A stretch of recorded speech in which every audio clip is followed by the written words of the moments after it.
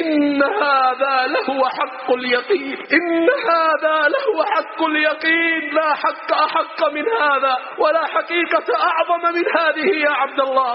إذا مات الإنسان لا تشغل نفسك بما خلف وبما ترك، انظر ماذا عمل، ماذا فعل. انظر صلاة الفجر، انظر العصر والظهر والمغرب والعشاء، انظر المصحف هل له حظ في حياته، انظر سمعه وبصره، انظر مخرجه ومدخله. هذا هو الأمر الذي سينفعه. الألقاب تنزع وتوضع لغيره، والأموال تنقل ملكيتها إلى غيره، والكرسي يجلس فيه غيره، والسيارة يمشي فيها غيره، والبيت يدخله غيره، والمرأة ربما ينكحها غيره.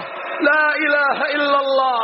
ما أكذب الحياة وما أخدعها لمن تعلق بها، كما قال الله: وما الحياة الدنيا إلا متاع الغرور. فيا عباد الله، هناك ما ينبغي أن نطلبه وأن نسعى في طلبه وأن نجتهد في الوصول إليه وأن لا نقدم عليه شيء، ألا وهو رضا الله. سابقوا إلى مغفرة من ربكم